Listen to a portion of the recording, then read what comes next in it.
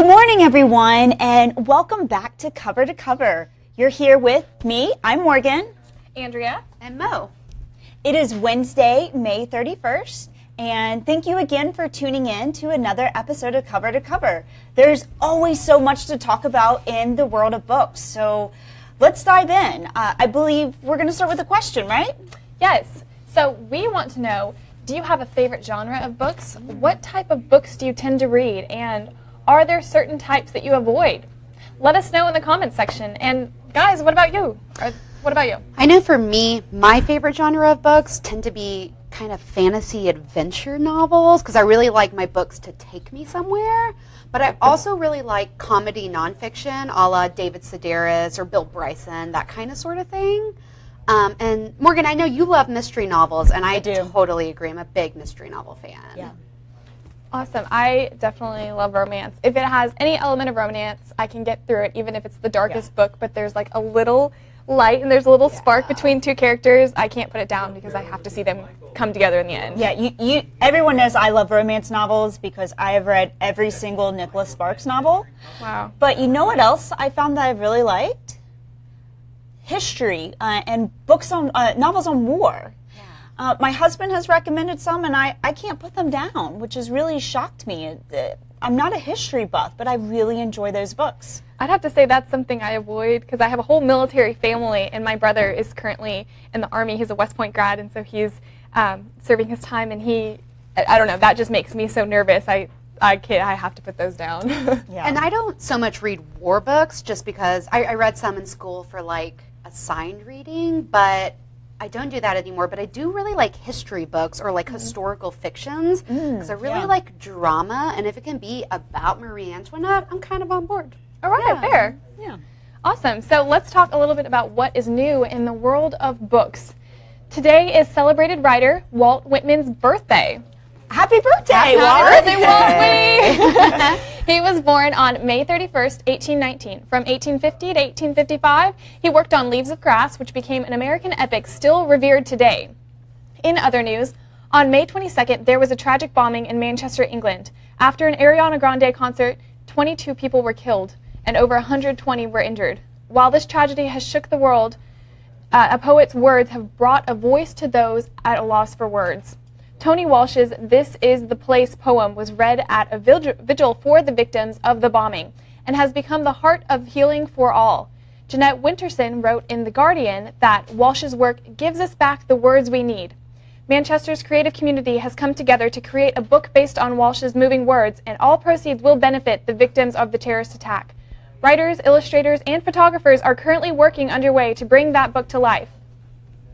Right-wing provocateur Milo Yiannopoulos, famous for being a Breitbart senior editor who is very conservative and outspoken, is under fire for comments he made on a podcast allegedly advocating for the possibility of relationships between 13-year-olds and adults.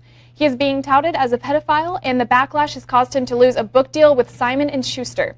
He was given an advance of $250,000 to write his memoirs. Simon & Schuster spokesperson Adam Rothberg tweeted that, "After careful consideration, we have canceled publication of Dangerous by Milo Yiannopoulos." The controversy has also caused outrage for his presence at other events, such as public speaking at UC Berkeley, which was canceled after there were riots over the event. The ancient Greeks have left us with so many tales that have influenced us over the course of the years. Their influence has seeped into modern fiction and fantasy, and Greek tales will live on to be timeless classics. The Greeks were no strangers to stories of war, and Aristotle believed audiences saw themselves in the tragedy of characters on stage, making way for the catharsis and the act of letting go. The New York Times has shared a story this week on the way U.S. veterans are finding solace in the words of Greek war stories. Brian Dories, a classic major, has created a project called Theater of War that has staged over 400 performances around the country. He enlists the help of famous actors such as Adam Driver and Frances McDormand to read the war plays of Sophocles. After the readings, the veterans in the audience are encouraged to discuss their own stories and tragedies. In a night of community and catharsis, you create a permissive enough environment where people can speak truth, Mr. Dory said. All right. classic literature has held so much influence over modern literature. So let's talk a little bit more about that after we take a quick break.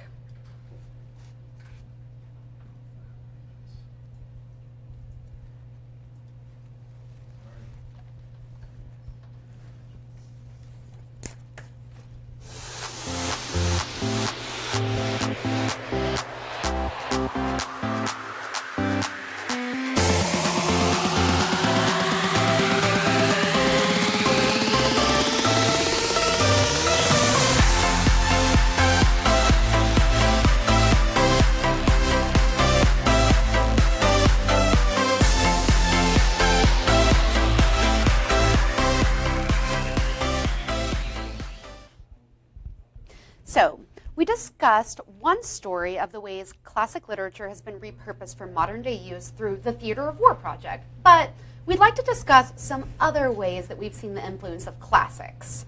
So you guys know we have all of these classics that have influenced current writers today and through the course of history for books.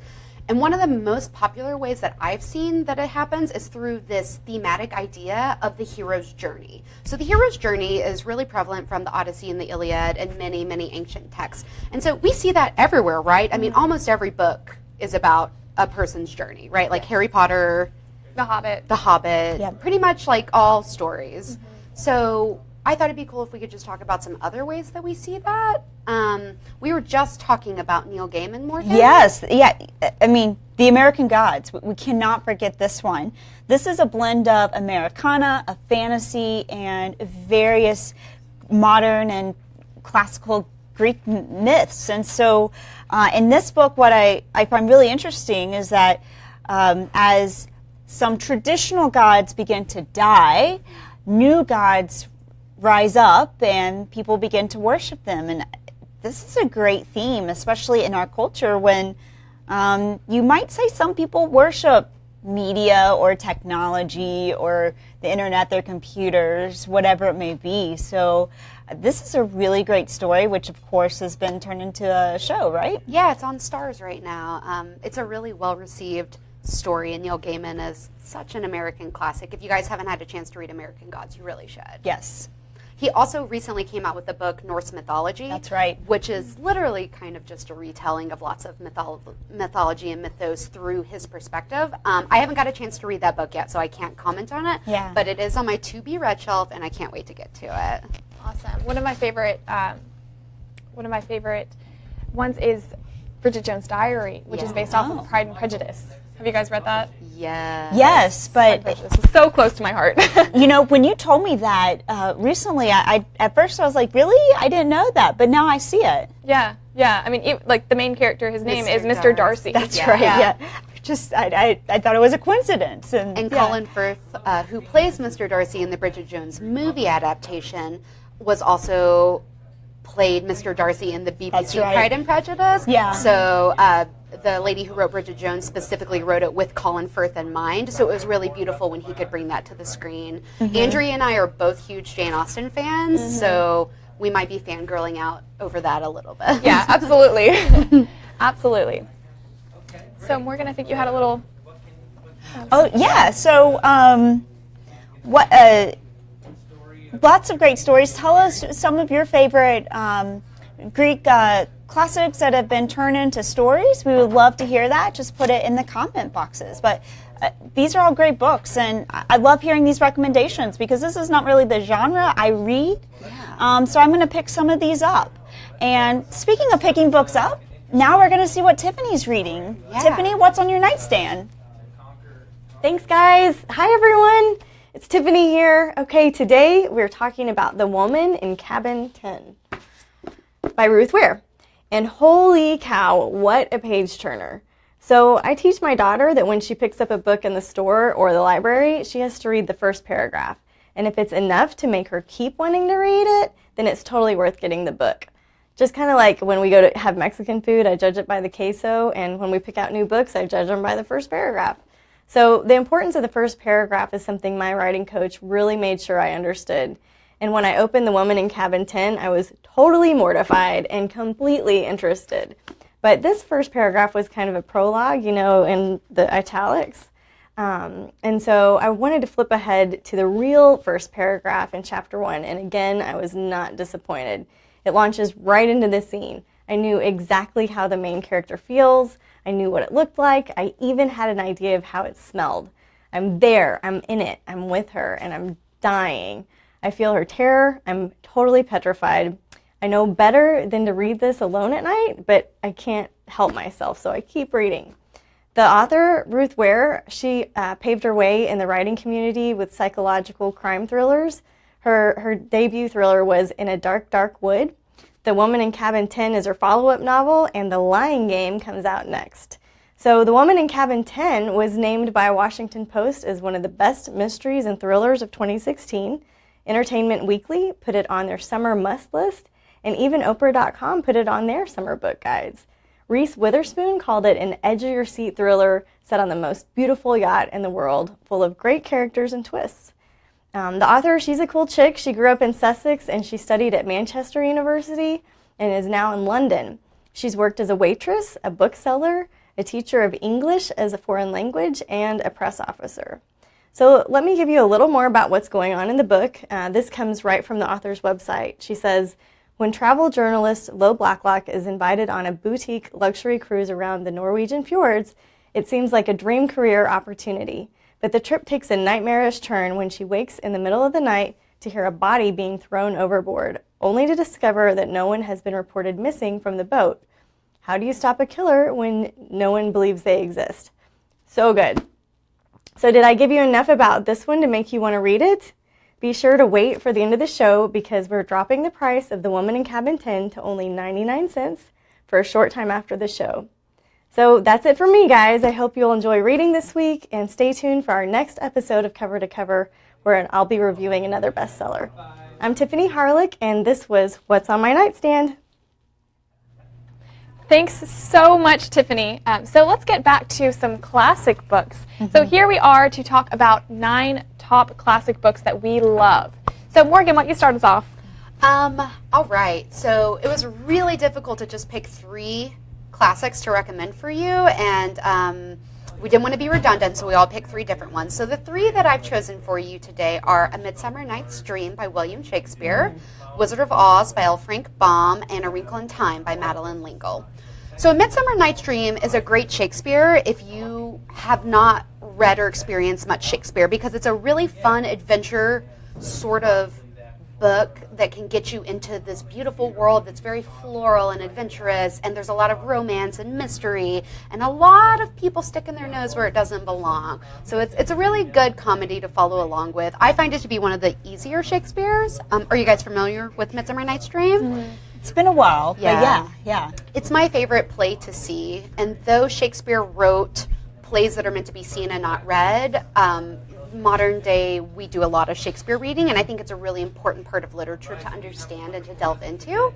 And also A Midsummer Night's Dream would make an excellent party theme, and that is like on my list of things to do. So working on that. Maybe we'll have a party here on the show, and that will be our theme. It'll be great. We'll wear like floral wreaths, then have like lots of wine or something. Yeah. That's great. The Wizard of Oz is a really great classic as well, because I don't know if you guys know, but The Wizard of Oz is touted as one of America's first classic fantasy novels. I didn't know that. Yeah, so a lot of the stories that we get that are kind of traditional fantasy come from the Grimm brothers, so it's all very European based. But The Wizard of Oz, which was written in 1900, is one of the stories that gives us our first American identifiers. It's set in Kansas. It's based around a lot of farming and American ideologies, and it has this idea of tornadoes, which in a lot of places in the world, they don't have tornadoes, so that's traditionally an American sort of natural disaster. You know, we don't get a lot of typhoons, but we're very familiar with tornadoes. And it's a beautiful story. I think there's about 17 books in the series. So he originally wrote it as a standalone novel, and then later decided, because of fanfare, that he wanted to write more. So if you read The Wizard of Oz and you love that story, there's so much more out there for you, and I really recommend that you get into that. A Wrinkle in Time, I think, speaks for itself if you guys have read it. It's a really beautiful philosophical story for young people. It was one of the first books that really got me thinking about the philosophy of time and space and sort of really big ideas that are really fun to think about. So that's a really cool book to read as well. That's a lot of adventure. I never read that. I haven't read that one either. Oh, it's so good. I love it. I'll have to put that on my nightstand. Yeah. Awesome. So what are your top 3 recommends? Okay, so Pride and Prejudice, obviously. I'd have to say The Great Gatsby and Jane Eyre. So I love books that have romance, obviously, but I also like books where there's like a little bit of scandal and there's a whole lot of crazy. Like those are the types of books that get me hooked. So Pride and Prejudice is my absolute favorite. I mean, you have just these crazy characters, and these. Okay, so let's talk about Mr. Collins. So you are a huge Pride and Prejudice person. Mr. Collins is such an out there character. He's so uncomfortable. He is. I was actually in a play a couple months ago doing Pride and Prejudice, and I played Lydia Bennet, which was fun. I'm playing a 15-year-old who's just crazy and does not care about scandal at all. But the person who played Mr. Collins, I mean, he hit the nail on the head. The way he just, the way he walked and was, very entitled, but very like, hello there, Mo. Yeah. And these crazy characters that Jane Austen puts in her book, it's just so humorous and satirical. And then you have that scandal in there. So it's definitely a great read. Love Pride and Prejudice. Jane Eyre, another great love story, but then there's also, everyone has their dirty laundry and everyone has that curtain that you open that you weren't really expecting. Because life is messy. And so I absolutely love Jane Eyre. The Great Gatsby, so fun. Yes. So fun. It just kind of puts you in party mood until the end. Well, don't spoil it. Spoilers. No spoilers. But yeah, I mean, The Great Gatsby, a whole lot of scandal, a crazy piece for, the 20s. And I mean, I don't know a whole lot about the 20s, so I wasn't alive, but, I think it represents it in a whole new light. And Fitzgerald is really descriptive, so because we obviously weren't alive in the 20s, because we're very young, it really gives you a good full picture of the kind of lavish lifestyle that they lived, and it's really interesting. It's like borderline ethnography, like what was happening then? That's crazy. Yes, absolutely. How about you, Morgan? So my 3 books are As I Lay Dying by William Faulkner, Portrait of an Artist as a Young Man by James Joyce, and then 1984 by George Orwell. So very different books. William Faulkner, growing up in the South, he is iconic writer writing about the South. It's really a black comedy. I don't want to give this one away, but it's a really great read. And I really enjoyed it. Portrait as an Artist as a Young Man. James Joyce is hard to read, and this one's hard to read. Have y'all read him? I have not. I've delved into his love letters. He was a scandalous man. So you see his books, and then you see, his personal life. And yes. So there's a lot of references in there that might refer to something else, and you're kind of like, I don't know. There's a quote where he said, sometimes a cigar is just a cigar, because sometimes in his books a cigar is something else. Uh-oh. Yes, he is kind of scandalous. Yeah. But that book was the first book I read that really got me thinking and digging into what does this mean, and what does this symbolize, and what does this mean to me. And that's why I love it so much. I mean, it really, really challenged me in my thinking. The story is based off a boy, and it takes him from being a young child into adulthood and really struggling with things in his life during the 19th century in Ireland. So very great read. I highly recommend it. Now, 1984 is another book that really gets me thinking. Now, one of the themes in the book is about controlling history and content and news. And at this point in the United States, and I know other places across the world, this is something that lots of people are thinking about. What do we do with our history that we're not proud of? Do we rewrite it? Do we erase it? In the book, history was rewritten, and people just across time accepted it and forgot and accepted what was presented to them. And so it's very intriguing to me. So those are my top 3. That's cool. But I like your take on 1984. That's very similar in one of my favorite books, The Giver. And also, I just finished The Handmaid's Tale. And so in The Handmaid's Tale, you have this whole tale told by a handmaid, and then there are historical notes after, kind of separate from the book. And it's as if this place is real, that Gideon is real, and that The Handmaid's Tale was this old historical document that they dug up, and they're not sure if it was real or not. But I mean, it was very real to this handmaid, of what she was going through.